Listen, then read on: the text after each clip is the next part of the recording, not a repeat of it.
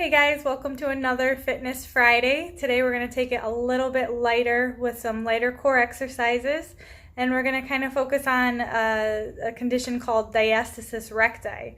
So what diastasis recti is those six-pack muscles you have. Those six-pack muscles have a line, like a fibrous connection between the middle called the linea alba, and sometimes that connection can get weak and start to pull apart.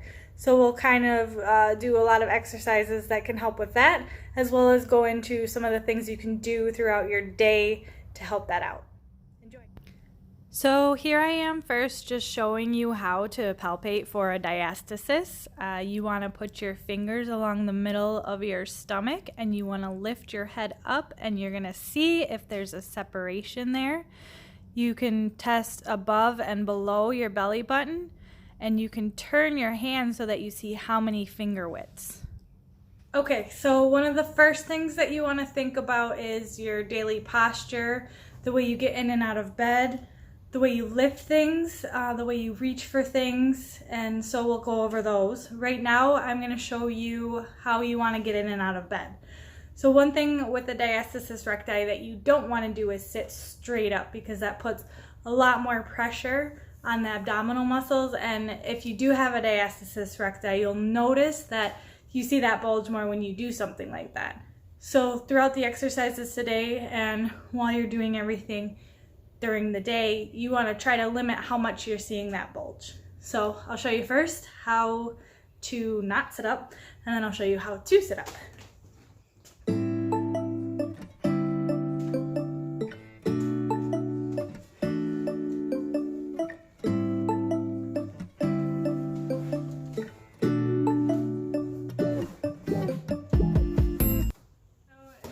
Is how you want to lift. You always want to keep the heavier objects as close to you as possible.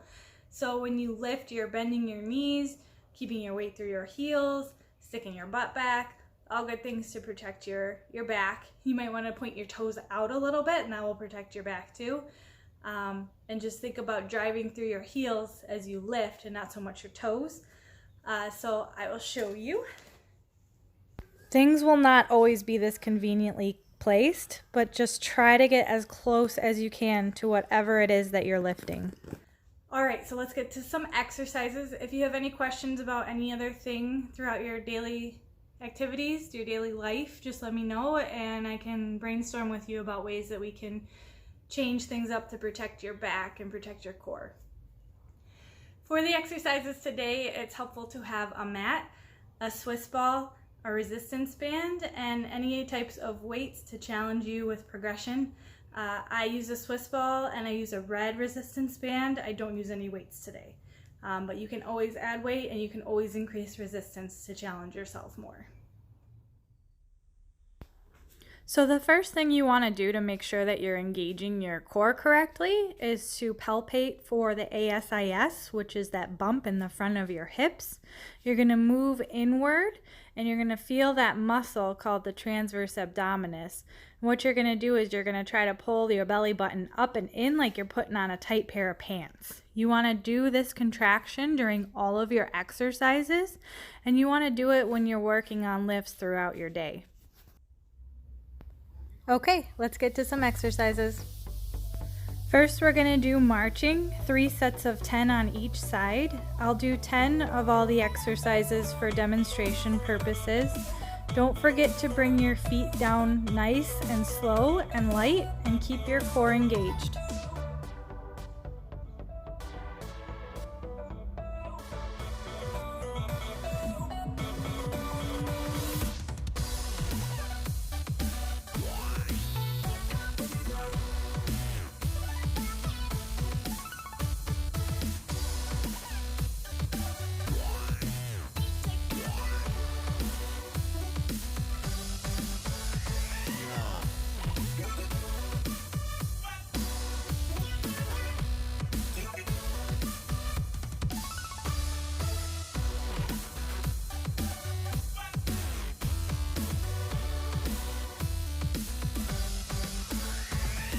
The next progression is what we call dead bug. So you're going to be lifting up your opposite arm and your opposite leg Again, nice and slow and light. Keep your core engaged. 3 sets of 10 on each side.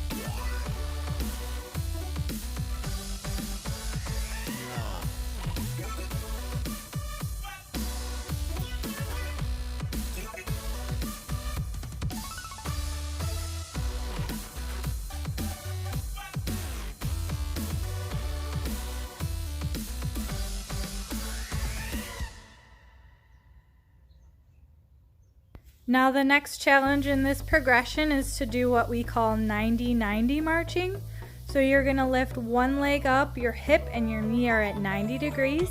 You're going to hold that up and then you're going to lift the other leg up.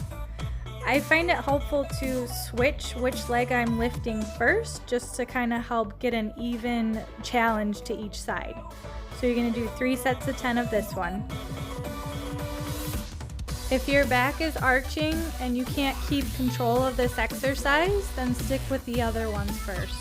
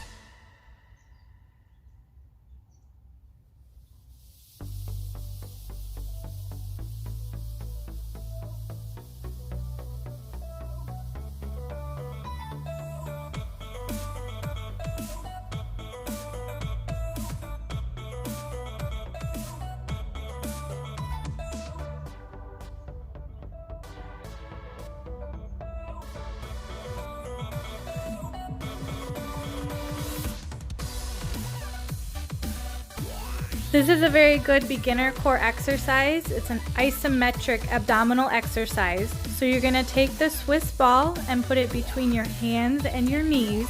You're going to push down into the ball with your hands and up into the ball with your knees. You're going to hold that contraction for about 5 to 10 seconds and you'll do 3 sets of 10.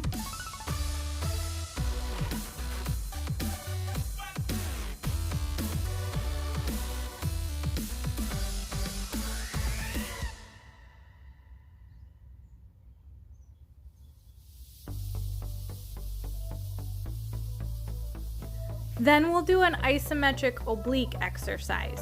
So you're going to move your hands to one side of the ball. You're pushing down on the ball with your hands toward your opposite knee and up into the ball with your knee toward your hands. Again, you're going to hold this for about 5 to 10 seconds and you're going to do 3 sets of 10 on each side.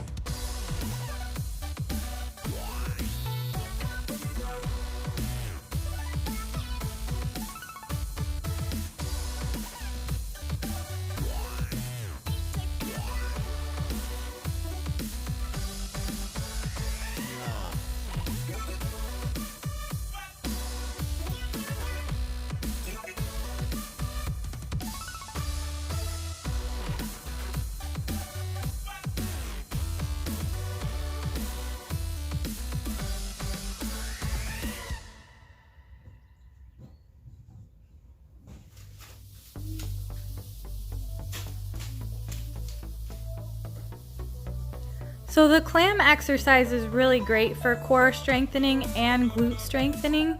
You can use no band or you can use a band. You're really gonna feel the burn in your glutes as you do this, and it's really important and helpful to continue to try to hold that abdominal contraction as you're doing this one as well. Make sure that as you're doing it, you're not rolling backward, that you're staying right on your side.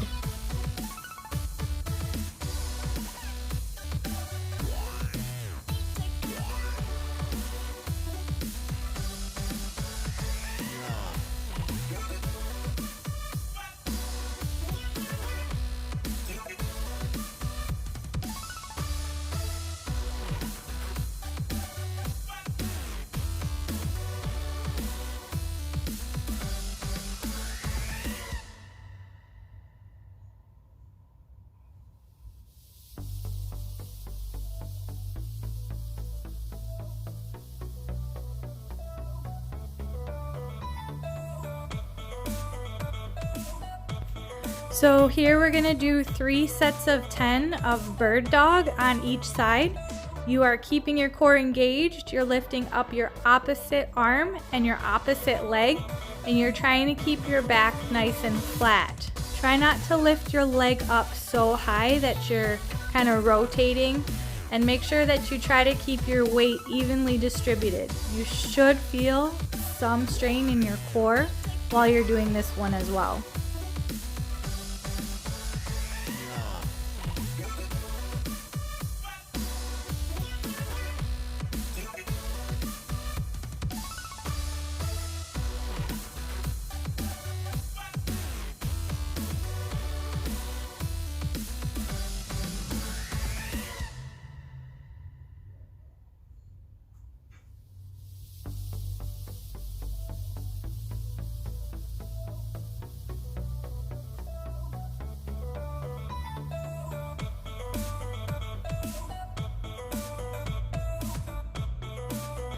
So planks are not fun, and they're not really anyone's favorite exercise, but based on some of the reading that I've done, it showed that planks can really help increase your core strength and can help a lot with something like diastasis recti.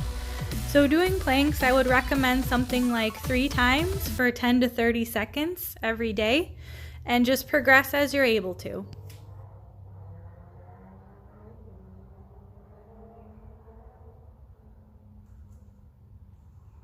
So we'll start with those basics. There's always room for modification. There's always room for progression. So if you have any questions, please don't hesitate to shoot me a comment. Thank you.